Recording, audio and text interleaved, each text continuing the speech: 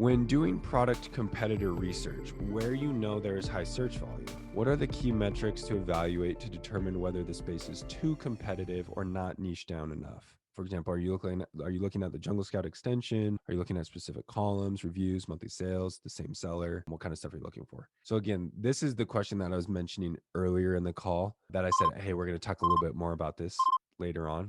This is that same question. So let's pretend I'm going to share my screen again here. Here's another product, different product than hair curlers. That's what we were talking about earlier. Today we're thinking about bathroom rugs.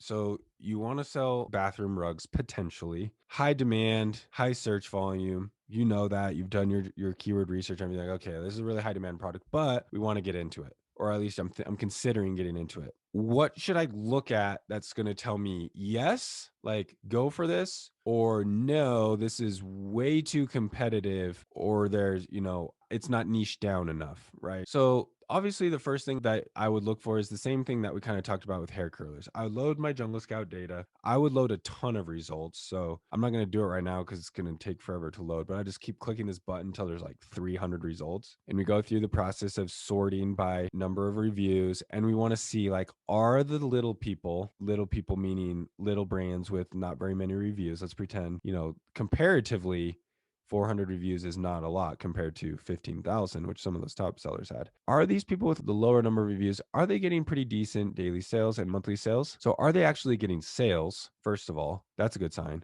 We want to look and see, are there different brands? So notice, if you guys were with me here at the beginning of the call, notice that we're seeing a lot more repeat brands than we were with hair curlers. At least this is a very small sample size, but Run Helix, that's on there twice. This Vauki is on there twice. Here's even another Run Helix down there lower. So kind of to take this one step further, because if you only look at, okay, reviews and daily sales, if you only look at that, then you might say, sweet, 37 reviews, 23 daily sales. That's awesome. $23.99. That's a high price. Cool. Like, this is a great product. I'm going to go and sell bathroom rugs. If you're dealing with these really high demand markets, like bathroom rugs, where like there's a lot of sellers, you're going to have to really do your due diligence, because if you base your entire decision off this one line item, you could be in for some hurt down the road. So I'd want to click on this Run Helix. Like, who is Run Helix? Are they small? Have they been around for a while? How many products do they have? So we can find a Run Helix on here. Oh, there's a Run Helix. Okay, so we can go to this Run Helix store and let's see what they got. Okay, they got a lot of stuff other than just, look, they got a scale. They got kitchen, sports, garden, bathroom. Man, they're selling all sorts of stuff. So they're kind of just like a big generic brand, just going pure volume of different SKUs out there. But we can come in and see how many different products do they have, how many reviews are all these different products getting. This one only has 58 reviews, but again, like from a holistic view, this is a big brand. Like, they got a lot of products. So that's one thing you want to keep in mind as you're looking at data is the listing that only has 37 reviews, is that like their only SKU? Like, are they Remy and Rue? Did they just launch and they're getting that many sales with 37 reviews? Or are they a massive brand and that's their 237th SKU that they just launched last month? Because that's totally different. And that can really give you a false sense of security if you don't understand what the actual brand is that has 37 reviews on that's showing up on page one. This kind of goes off my podcast episode 2, that where I talk about, do reviews matter that much? I think that did come out this week. Do reviews matter that much? And I actually bring up this point where once you have a good brand presence, like once you're Run Helix and you have tons of SKUs and you're getting lots of sales, you can show up on page one with 37 reviews simply because of your brand presence. You have other SKUs getting good sales for those same keywords. So Amazon takes all that information into account, which makes it easier to rank. So that's when you're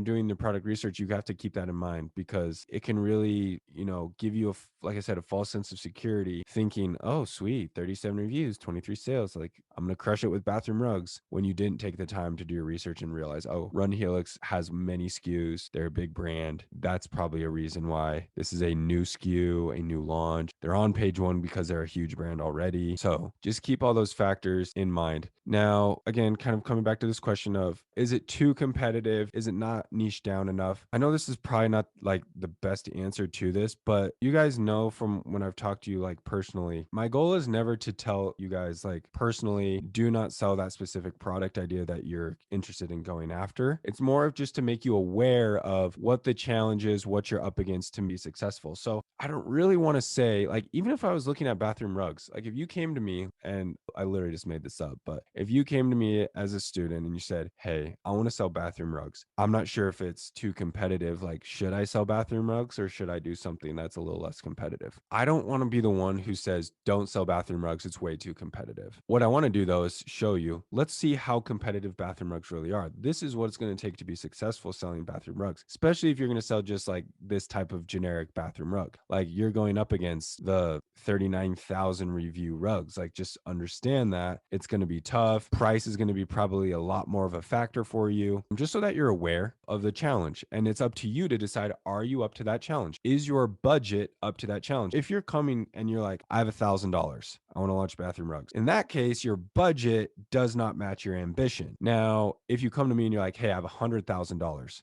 to launch an Amazon business, I want to sell bathroom rugs. Then I'd be like, okay, now we're talking, because with $100,000, that's a much healthier budget to order and higher volume, to be much more aggressive with Amazon advertising, to, build up your reviews until you can become profitable in this type of market. So there's a lot of factors that play there as far as deciding, is it too competitive? So if I'm looking at this from my perspective of like, hey, should I, Andy, sell bathroom rugs? I would take that into account. What is my budget? What am I willing to spend on this? What's my time frame? Like, am I willing to grind this out for 3 years before ever making money, like making a profit to pay myself? Because with this type of product, like that's probably what you're up against. Like, yeah, maybe you don't pay yourself for 3 years selling bathroom rugs, but there's the upside of it where in 3 years you could be selling, I mean, probably not 3 years, but you could be selling, maybe they launched 2019, $603,000 a month. So you just have to ask yourself, what is my goal?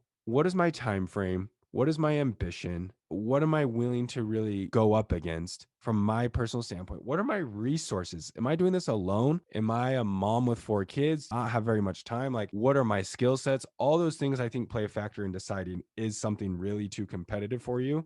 You kind of have to be self-aware there. You guys have heard me say, like, I don't think anything is like too saturated. I just think it comes down to the point of really knowing how difficult it's going to be to execute at a high level. That's, I think, what it really comes down to. Like, you could really sell anything. Can you out execute the competition? Do you have the means financially and skill set and resources to beat out the competition? So those are kind of all factors I think you do have to consider when trying to decide, is it too competitive? Is it not niche down enough? And if you are looking at something like, let's say, bathroom rugs, and just like the core keyword bathroom rugs, like that's really broad. Volume is on bathroom rugs, just out of curiosity. Bathroom rugs search data, 582,000 searches. That's crazy high, right? So you got to decide, like, am I going to go super broad and try to go after bathroom rugs and, eventually sell $600,000 a month? Or is there a sub niche within that I can go after? And you can just look here, like, for ideas. If you're like,